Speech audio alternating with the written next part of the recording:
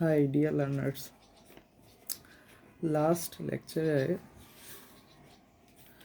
আমরা কিছু idea sentence structure মধ্যে গ্রামাটিক্যাল এক্সপ্লেনেশন করেছিলাম, যেমন it is likely to impact. তো it is likely to impact dash and the speed of dash এই স্ট্রাকচার নিয়ে আলোচনা করেছিলাম এবং এটার গ্রামার নিয়ে আলোচনা করেছিলাম। তো এখানে লাইকলি টু ইম্প্যাক্টের মতন যে অ্যাডজেটিভ ফ্রেজ আরও আছে, ওগুলো নিয়ে আমরা আজকে আলোচনা করব। First of all, adjective phrase যেমন লাইকলি টু ইম্প্যাক্ট, এরকম অনেকগুলো কোলোকেশন আছে বা অ্যাডজেটিভ ফ্রেজ আছে যেগুলো প্রাকৃতিকভাবে একসাথে ব্যবহৃত হয় এবং একটি প্রভাবশালী অর্থ প্রকাশ করে। দেখা গেছে কী হয়, সেন্টেন্স স্ট্রাকচার পারি, ওয়ার্ড পারি প্রচুর, কিন্তু আইডিয়া জেনারেটের জন্য কিছু আমাদের ফ্রেজ কোলোকেশন শেখা প্রয়োজন। কোলোকেশন কী করে? কোলোকেশন এবং অ্যাডজেটিভ ফ্রেজ শেখা শিক্ষার্থীদের ভাষার দক্ষতা এবং প্রাকৃতিক ব্যবহার বাড়াতে সহায়ক। এক্স্যাক্টলি বলতে গেলে আইএলটিএস অন্যান্য ইংরেজি পরীক্ষা ভালো স্কোর করার জন্য গুরুত্বপূর্ণ।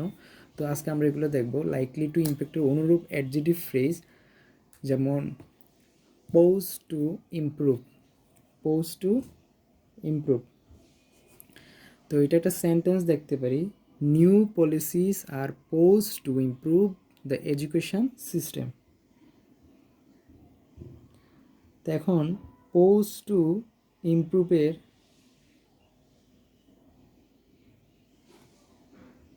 পোজ টু ইমপ্রুভ কোলোকেশন যদি আমরা একটা সেন্টেন্স বলি, new policies are poised to improve the education system, এটার বাংলা অর্থ কী দাঁড়ায়? পোজ টু ইমপ্রুভ হচ্ছে উন্নত করার জন্য প্রস্তুত। পোজ টু ইমপ্রুভ অর্থ কি? উন্নত করার জন্য প্রস্তুত। তো এটা বাংলা অর্থ কী হয়? মানে নতুন নীতিমালা শিক্ষা ব্যবস্থাকে উন্নত করার জন্য প্রস্তুত। New policies are poised to improve the education system. Second, আরেকটা লাইকলি টু এনহ্যান্স, এটার অর্থ দ্বারা কি? উন্নতির সম্ভাবনা। Regular exercise is likely to enhance mental health. নিয়মিত ব্যায়াম মানসিক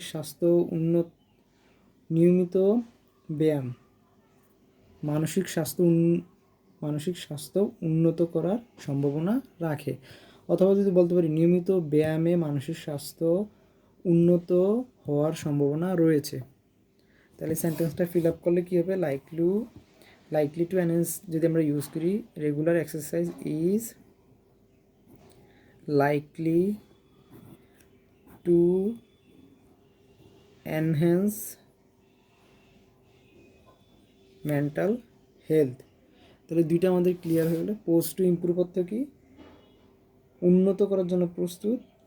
লাইকলি টু এনহ্যান্স হচ্ছে উন্নতির সম্ভাবনা। সেকেন্ড,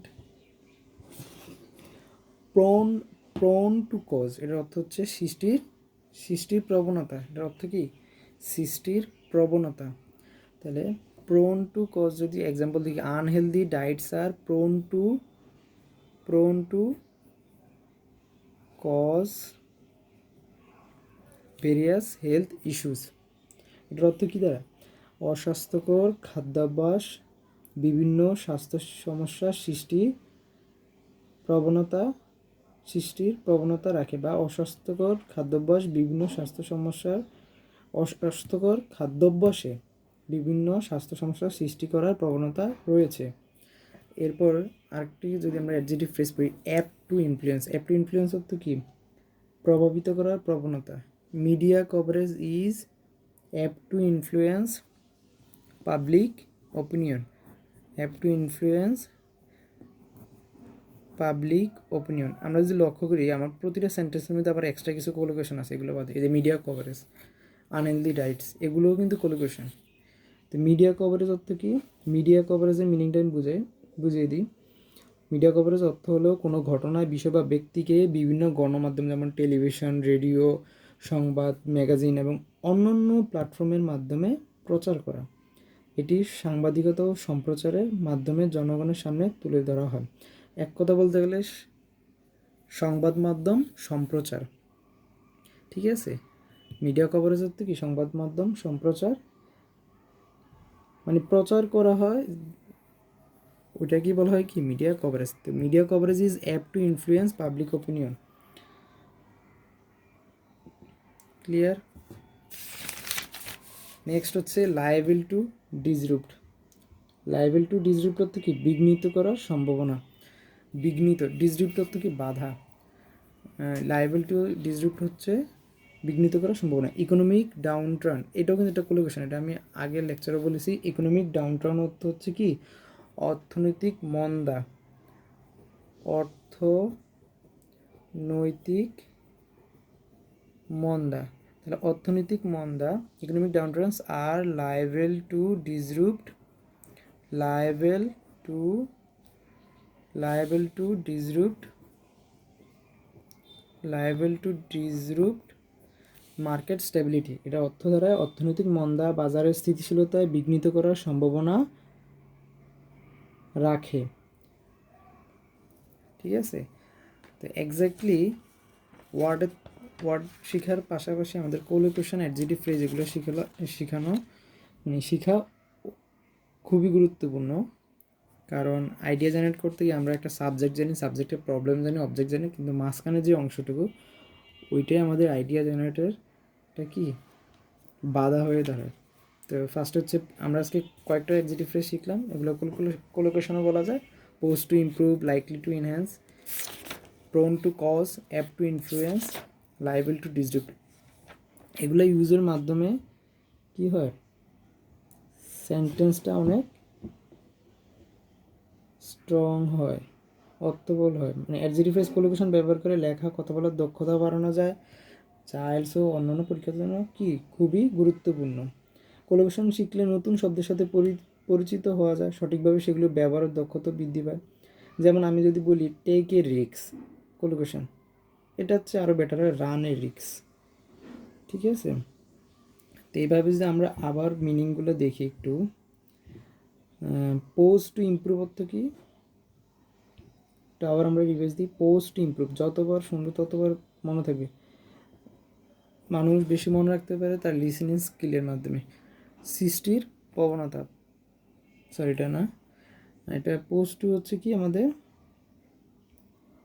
প্রথমে বলছিলাম পোস্ট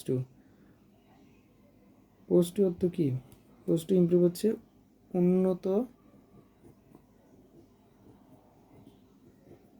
করার জন্য প্রস্তুত, উন্নত করার জন্য প্রস্তুত।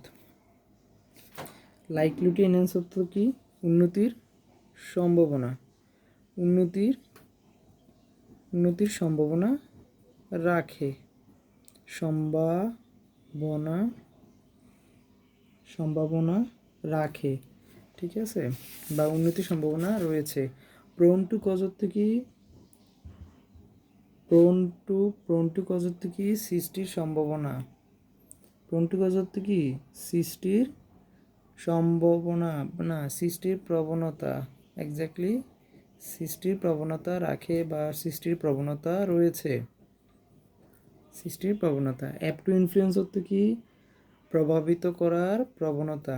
অ্যাপ টু ইনফ্লুয়েন্স অর্থ কি? প্রভাবিত করার প্রবণতা, প্রভাবিত করার প্রবণতা, প্রবণতা।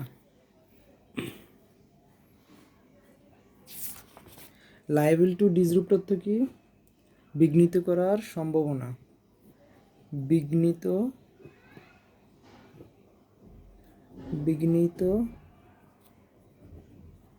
করার সম্ভাবনা। ওকে,